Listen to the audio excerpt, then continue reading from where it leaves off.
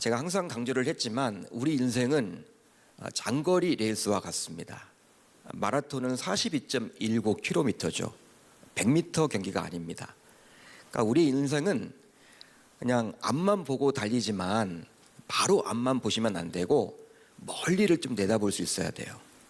그러니까 장거리 레이스처럼 보이기 때문에 그러다 보니 삶을 살면서 만나게 되는 주변 상황에 따라서 삶이 힘들어지기도 하고 또 행복해지기도 하는 것이 사실이에요. 어떤 예가 좋을까요?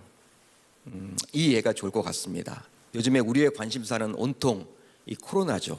코로나19입니다. 그러니까 우리가 여러분 언론 보도를 통해서 코로나 확진자 수가 확 줄었다. 그럼 마음이 그냥 평안해. 그 뉴스만 들어도.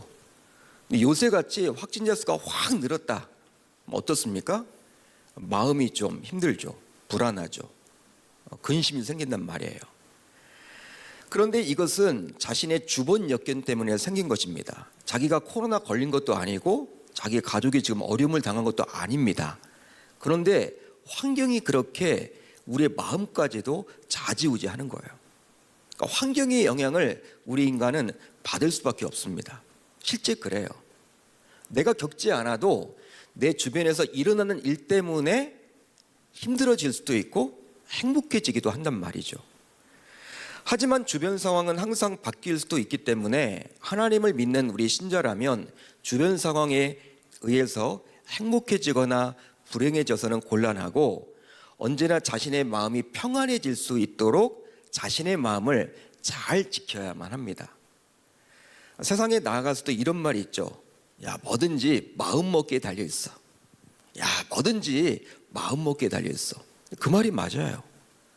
우리 신자들에게도 그게 적용이 되는 말입니다. 그런데 하나님을 믿는 우리 신자들에게도 이렇게 마음 먹기에 달려 있다. 이 말이 맞는 것처럼 이렇게 느껴져서 그런지는 몰라도 하나님도 이렇게 이야기를 하셨습니다. 우리 신자들에게 잠언 기제를 통해서 다음과 같이 권면을 해주셨는데요. 바로 어떤 말이냐? 모든 지킬 만한 것 중에 더욱 내 마음을 지키라. 생명의 근원이 이에서 남이니라. 할렐루야, 할렐루야. 내 마음을 지키라. 즉 자신의 마음에서 생명의 샘이 흘러나오기 때문에 자신의 마음을 지키는 것이 중요하다라고 이야기를 해주고 있죠. 생명이 마음에 달려있다는 거예요. 다른 데 달려있는 것이 아닙니다. 여러분, 생명이 얼마나 중요합니까? 어떤 분들은 돈이 중요하다라고 이야기하겠지만 돈으로도 생명을 살 수는 없어요. 여러분, 돈으로 생명을 살 수 있다면 돈이 많은 재벌들은 죽지 않아야 되는데 재벌들도 다 죽습니다. 자신의 때가 되면 다 죽게 되어 있죠.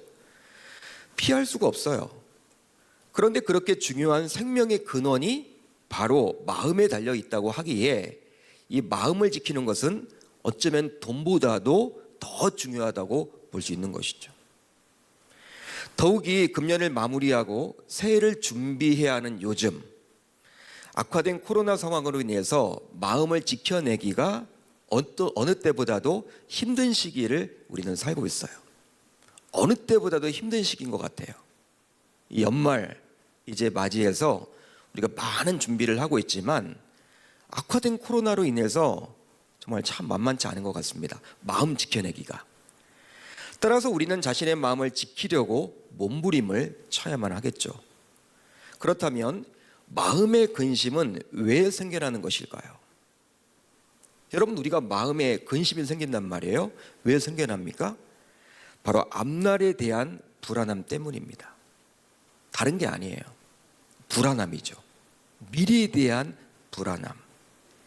실제 코로나 팬데믹 그 자체보다도 세외에도 지속될 코로나 팬데믹으로 인해 내년에 해야 할 일에 대해 어떤 계획을 세워도 불안 요소를 안고 출발해야 하기 때문에 현재 대부분의 사람들은 마음에 근심이 있는 거예요. 연말에는 대부분 계획을 세우죠. 내년에는 뭘 해야겠다. 뭐 사업을 하건 직장에 다니건 가정주부건 또 학교에서 공부하는 학생들이건 다 계획을 세웁니다. 한 해를 마무리 짓고. 근데 계획은 여러분 우리가 희망찬 거잖아요. 우리가 기대가 있는 거잖아요. 근데 악화된 코로나 상황을 보면서 이 불안 요소를 안고 출발을 해야 되기 때문에 이것 자체가 불안한 거예요. 미래가 여러분들 암울한 거예요. 근심이 오는 거예요, 마음에. 그런데요, 이런 우리의 상황을 전혀 모를 리가 없는 예수님께서는 친히 저와 여러분들에게 오늘 이렇게 말씀해 주십니다. 너희는 마음에 근심하지 말라. 할렐루야. 할렐루야. 예수님이 말씀해 주신 거예요. 예수님께서는 신자인 우리가 마음에 근심해서는 안 된다라고 명령하셨습니다. 이 명령이란 것은요, 강한 표현입니다. 강조해요. 해야 된다라는 거예요. 묻지 말고 하라는 거예요. 이 구절에 나온 근심하다라는 단어는 영어로 트러블이라는 단어를 씁니다. 트러블. 우리가 여러분 피스메이커, 트러블 메이커 이렇게 할 때 쓰는 트러블. 근데 헬러 원어로는요, 타라소라는 단어를 씁니다. 타라소. 헬러가 타라소예요. 근데 이 타라소라는 단어가 어떤 뜻이냐면 바로 물이 요동치다, 이런 말에서 유래했다고 합니다. 물이 요동치는 거예요. 바로 불안한 마음의 상태를 의미하는 말입니다. 그런데 예수님께서는 이 타라소라는 단어를 사용하신 것을 통해서 당시 제자들도 저와 여러분들과 마찬가지로 앞날에 대한 불안함으로 마음에 근심이 있었음을 보여주고 있는 거예요. 마음에 근심하지 말라, 이 말은요, 예수님께서 당시 제자들에게 주신 말씀이거든요. 한마디로 뭐예요? 제자들의 마음속에 이 근심이 있다라는 것입니까? 없다라는 것입니까? 있기 때문에 그 말을 지금 해주고 있는 것이죠. 이 시대 속에서 우리가 마음에 근심하고 있기 때문에 예수님께서 동일하게 말씀해주고 계십니다. 마음에 근심하지 말라고. 그렇다면 예수님과 3년 동안 동고동락하며 살아온 제자들은 왜 불안한 마음을 갖게 된 것일까요? 예수님이 옆에 계시는데, 왜 동고동락하며 살았는데, 그리고 많은 말씀을 들어왔는데 왜 지금 불안한 마음을 갖게 된 것일까? 바로 예수님께서 제자 중 한 사람이 당신을 팔게 될 것이라고 이미 예언을 하셨고요, 결국 잠시 후면 제자들과 헤어지게 될 것을 말씀하셨기 때문입니다. 그 내용이 13장에 잘 기록이 되어 있죠. 따라서 제자들의 입장에서는 이제 미래가 불안할 수밖에 없는 거예요. 지금까지는 눈에 보이는 예수님이 자신들 옆에 계셨기 때문에 어떤 문제가 생기더라도 그 예수님이 그 문제를 해결해 주셨어. 하지만 이제 예수님께서 자신들 곁을 떠난다고 하니 제자들의 마음은 복잡할 수밖에 없었고 마음이 어지러울 수밖에 없었습니다. 불안하죠, 여러분. 떠나신다고 하니. 지금까지는요, 어떤 문제가 생길 때마다 자신들이 해결할 수 없을 때 누가 해결해 줬어요? 눈에 보이는 예수님이 해결해 줬단 말이에요. 지금은 이제 예수님께서 떠나신다고 하니까 염려, 걱정, 근심이 되는 거죠. 야, 문제가 생겼을 때 이제 어떻게 해야 돼? 이 문제를 어떻게 풀어야지? 예수님이 떠나신다고 하면? 그렇게 제자들은 마치 위험한 광야에 홀로 버림받은 것처럼 마음에 근심이 생겼던 거예요. 한마디로 코로나 팬데믹 시대를 살고 있는 저와 여러분들처럼 당시 제자들도 앞날에 대한 불안함을 갖고 있었던 것이죠. 실제로 예로부터 사람들은 이런 마음의 근심을 해결하고자 각종 노력을 기울여 왔습니다. 마음의 근심 어떻게 해결할 수 있을까? 여러분, 인간이 얼마나 영악합니까? 예? 머리가 여러분 좋잖아요, 인간이. 그러다 보니까 어떻게 마음에 근심하지 않을 수 있을까? 여러분, 이성적인 사고를 총동원해 가지고 그것을 해결하고자 몸부림을 쳐왔어요. 바로 마음에 생긴 근심으로 인해 잠을 이루지 못하고 항상 불안에 떨며 살아야만 했기에 그것을 해결하고자 의학적인 혹은 심리적인 치료를 해오기도 했죠. 또 각종 종교적인 명상이나 철학적이고 인문학적인 강연을 통해서도 도움을 받아온 것이 사실입니다. 하지만 그런 것들 모두 근원적이고 궁극적인 처방이 아니라 일시적이고 피상적인 처방에 불과한 거예요. 한마디로 일시적인 미봉책이었습니다. 그런 모든 것들은. 그렇다면 마음에 생긴 근심을 궁극적으로 해결할 수 있는 처방은 과연 존재하는 것일까요? 여러분, 어떻게 생각을 하십니까? 진짜 미봉책이 아니라 완전하게 치유할 수 있는 처방책이 있는 것입니까?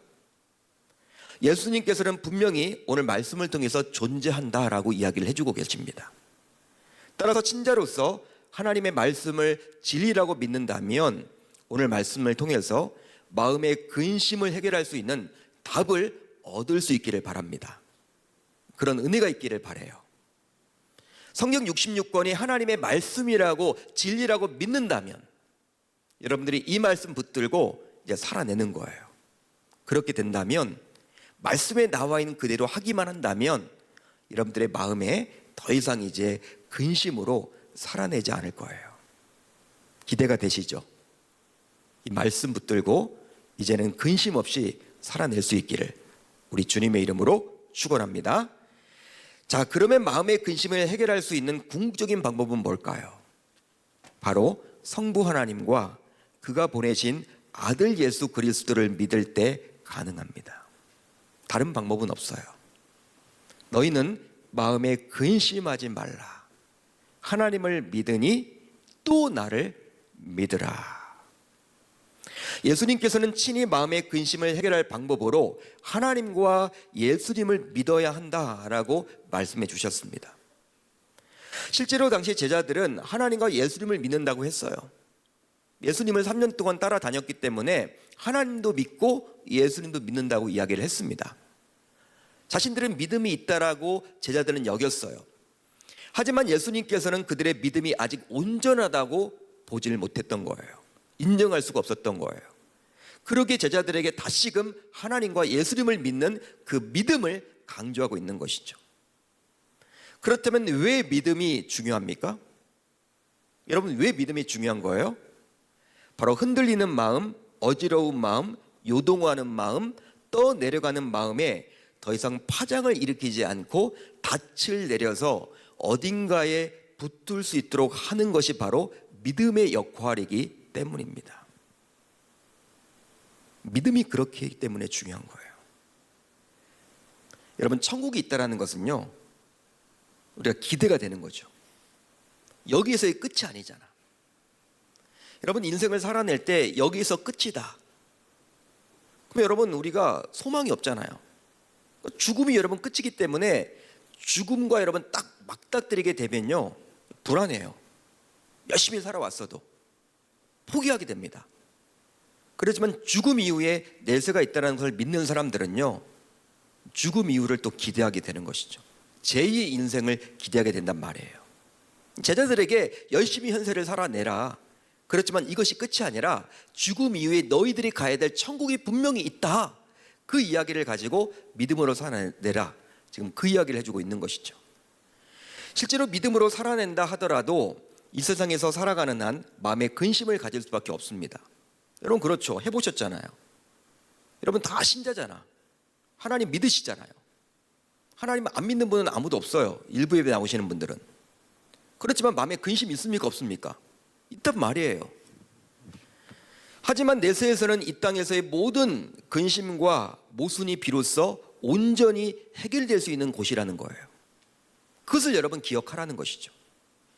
바로 요한계시록 21장에서 확인할 수가 있죠. 모든 눈물을 그 눈에서 닦아주시니 다시는 사망이 없고 애통하는 것이나 곡하는 것이나 아픈 것이 다시 있지 아니하니니 처음 것들이 다 지나갔음 이러라. 할렐루야, 할렐루야. 처음 것들이 다 지나갔음 이러라. 그렇습니다. 우리 주님이 친히 계신 아버지의 집은 이 세상의 고통, 모든 모순, 모든 아픔, 심지어는 죽음까지도 해결된 곳이에요. 이 땅에서는 풀리지 않은 답들이 있죠. 우리가 이해 못하는 것들이 생기죠. 모순투성이죠. 아픔이 있죠. 헤어짐이 있죠. 슬픔이 있죠. 여러분, 그런 것들을 만나면 근심이 생길 수밖에 없단 말이에요. 믿음을 가진다 하더라도, 하나님 믿는다고 하지만, 그렇지만 천국을 소망해 보세요. 천국에서는요, 다 그게 풀립니다. 그런데 그 천국에 누가 갈 수 있는 거예요? 바로 저와 여러분들이 갈 수 있다는 것이죠. 그것이 바로 예비되어 있다는 거예요. 그것을 지금 믿으라는 거예요. 따라서 이 땅에서 우리의 근심거리를 해결할 궁극적인 하나님의 처방책은 바로 하나님의 집인 거예요. 마치 현재는 좁고 다소 불편한 곳에 살더라도 몇 년 뒤에는 당첨된 아파트에 들어갈 수 있는 희망으로 현재의 고난을 이겨낼 수도 있듯이 말입니다. 여러분, 우리가 지금 힘들게 살고 있다. 예를 들어서 좁은 집에 살고 있다. 복잡한 집에 살고 있다. 냄새나는 곳에 살고 있다. 어렵게 살고 있다. 그렇더라도 몇 년 뒤에는 내가 당첨된 아파트에 들어갈 수 있다. 그 희망을 가지면요, 그 고통을 이겨낼 수 있잖아요. 마찬가지라는 거예요. 우리는 자꾸 이 땅에서만 이것만을 바라봐. 그렇지만 이것만 바라보면 소망이 없어요. 계속 근심이 반복될 수밖에 없어요. 그때뿐이에요. 그렇지만 지금 예수님께서는 친히 너희들이 가게 될 예비된 집, 그것을 떠올리라는 거예요. 그것을 기억해라는 거예요. 너희들 갈 수 있다라는 거예요. 그곳에 가면 이 땅에서 모든 문제가 해결받을 수 있다라는 거예요. 제자들에게 지금 그 말을 해주고 있는 것이죠. 그러기에 우리 모두 천국의 시민권을 가진 자로서 모든 고통을 온전히 해결받게 될 아버지의 집이 자신에게 예비되어 있음을 믿기에 설령 이 땅에서 잠시 고난을 겪더라도 넉넉하게 이겨낼 수 있어야 할 줄로 믿습니다. 예수님께서는 지금 그 말을 하고 있는 거예요. 그러니까 여러분들, 죽음 이후의 삶이 있잖아요. 그러니까 우리가 여러분 이 땅에서 7, 80년 사는 게 끝이 아니거든요. 천국이 있음을 여러분 기억하세요. 오늘 밤이라도 하나님이 우리를 부르신다면 갈 수 있는 곳이 있다는 거예요. 세상 불신자들과는 분명히 달라요. 하나님 믿지 않고 대통령이 돼서 여러분 죽어보세요. 장례는 거창하게 치르겠지만 여러분, 그 다음부터는요 이제 힘들겠죠. 지옥으로 가는 거겠죠. 그렇지만 저와 여러분들은 달라요. 이 땅에서는 비록 남들이 알아주지도 않고 고난을 당하고 힘들고 어렵더라도 예수를 잘 믿었기 때문에 이제 우리가 가게 될 무엇이 있다? 아버지의 집이 예비되어 있다는 거. 그것을 붙들고 살아간다면 여러분들이 당하고 있는 그 고통이라도, 고난이라도, 염려라도, 근심이라도 우리가 이겨낼 수 있다는 사실, 여러분들이 꼭 기억할 수 있기를 바랍니다. 자, 다음으로 하나님 아버지 집에 갈 수 있는 유일한 길은 바로 예수 그리스도 뿐임을 믿어야만 합니다. 예수님께서 자신의 제자들에게 영원한 거처, 즉 아버지의 집에 우리의 거처를 준비하러 간다고 했을 때 제자 가운데 한 사람이었던 도마는 이제 다음과 같이 예수님께 물었어요. 주여, 주께서 어디로 가시는지 우리가 알지 못하거늘 그 길을 어찌 알겠사옵나이까. 그러자 예수님께서는 그 유명한 말씀을 해주셨죠. 바로 어떤 말씀입니까? 6절이에요. 우리 한번 같이 읽어볼까요? 시작. 예수께서 이르시되 내가 곧 길이요 진리요 생명이니 나로 말미암지 않고는 아버지께로 올 자가 없느니라. 아담이 범죄한 이후로 이제 하나님과 인간의 모든 관계가 끊어졌어요. 하나님에 의해서 에덴 동산에서 쫓겨났죠. 하나님이 쫓아낸 것처럼 보이지만 인간의 죄로 인해서 쫓김 당한 거예요. 그렇기 때문에 인간이 자초한 면이 가장 큽니다. 결과적으로 이제 인간 스스로의 힘만으로는 하나님께로 나아가서 관계를 회복할 수 없게 되었어요. 이제 인간은 대대로 이 관계 회복을 위해서, 하나님과의 관계 회복을 위해서 여러 다양한 시도를 하게 되죠. 바로 철학, 종교, 이념, 사상, 금욕, 선행 등으로 하나님의 집, 천국에 가려고 노력을 기울여 왔습니다. 역사를 보게 되면. 하지만 대대로 실패하고 말았어요. 그런데 예수님께서는 제자들에게 분명히 말씀해 주십니다. 바로 오직 자신만을 통해서 하나님 아버지께로 나아갈 수 있다라고 말이죠. 여러분, 믿으시면 아멘, 동의가 되시면 아멘. 한마디로 예수 그리스도가 바로 하나님께로 나아갈 수 있는 유일한 방법이 됨을 말씀해 주셨다라는 거예요. 실제로 영어 성경을 보게 되면 길과 진리와 생명 앞에 모두 정관사 더를 붙입니다. 뭐예요? 유일한 길, 유일한 진리, 유일한 생명이란 뜻이에요. 따라서 오직 예수 이외에 구원의 길은 없는 거예요. 예수 이외에 구원의 길은 없습니다. 예수 이후에 하나님께 나아갈 방법이 없어요. 한마디로 예수만이 구원자임을 믿을 때 우리는 우리에게 예비된 아버지의 집에 들어갈 수 있게 되는 것이죠. 그리고 그 아버지 집에 거함으로 마음의 근심 대신에 평안을 가지고 살아갈 수 있게 되는 것입니다. 그러기에 우리는 베드로 사도를 통해서 하나님께서 주신 다음의 말씀을 반드시 기억해야만 해요. 다른 이로서는 구원을 받을 수 없나니 천하 사람 중에 구원을 받을 만한 다른 이름을 우리에게 주신 일이 없음이라 하였더라. 할렐루야, 할렐루야. 하지만 우리가 살아가는 이 세상은 오직 예수만이 아니라 예수도 믿으라고 이야기를 합니다. 여러분, 예수만 믿는 것과 예수도 믿는 것은 달라요. 여러분들은 예수만 믿으셔야 돼요. 예수도 믿으시면 안 돼. 즉, 이 세상은 예수만이 구원자임을 거부해요. 야, 너희들 기독교는 왜 그렇게 독선적이냐? 끼리끼리 모여가지고 뭐 하는 거야? 다른 종교들을 봐봐. 화합하고 연합하고 일치하고 잘 지내잖아. 야, 코로나 상황 가운데 무슨 니네들끼리 모여서 예배를 드린다 그래. 가지마. 독선적이다. 왜 그렇게 독선적이야? 여유롭게 좀 이렇게 다른 종교들처럼 그렇게 베풀면서 좀 대화도 하고 하나 되어서 지내면 좋잖아. 너들 왜 니네들끼리만 이렇게 모여서 뭘 한다고 그래 자꾸. 세상에는 자꾸 우리들에게 이야기를 하죠. 문제는요, 우리 신자들 가운데서도 이런 세상의 소리에 귀를 기울인다는 거예요. 바로 예수만이 구원자가 되면 너무 독선적으로 비춰서 전도길이 막힌다라고 말들을 하면서 거기에 귀를 기울여요. 그래, 독선적으로 비치면 안 되지. 전도길이 막히지. 그러나 그것이 바로 이단보다 무서운 종교 다원주의입니다. 저는 요즘에 기도하는 가운데 신천지보다 더 무서운 것이 바로 우리 인간의, 우리 기독교인들의 종교 다원주의. 한마디로 부처를 믿어도, 마호메트를 믿어도, 마리아를 믿어도, 공제를 믿어도 구원을 받을 수 있다라고 여기는 종교 다원주의. 심지어는 목사들 가운데서도 오직 예수 신앙이 아니라고 주장하는 목회자들도 많습니다. 그런 신학의 흐름이 있어요. 하지만 예수님은 자신이 유일한 진리라고 분명히 말씀하시므로 다른 사람을 통해서는 결코 구원을 받을 수 없다라고 분명히 못을 받고 있죠. 이유가 있는데요, 진리는 다양하지 않고 유일한 것이기 때문입니다. 여러분, 진리라는 것은요, 희소성을 가지고 있는 거예요. 여러 가지가 여러분 진리가 될 수 없어요. 진리는 딱 하나예요. 예수님이 자신이 진리라고 분명히 이야기를 하고 있기 때문에 다른 방법으로는 하나님께 나아갈 방법이 없어요. 여러분, 모든 문제를 해결할 수 있는 하나님, 그 하나님께로 나아갈 수 있는 유일한 방법인 예수 그리스도, 그 예수를 믿고 그분과 동행하는 인생이라면 결단코 마음에 근심하지 않게 되리라 믿습니다.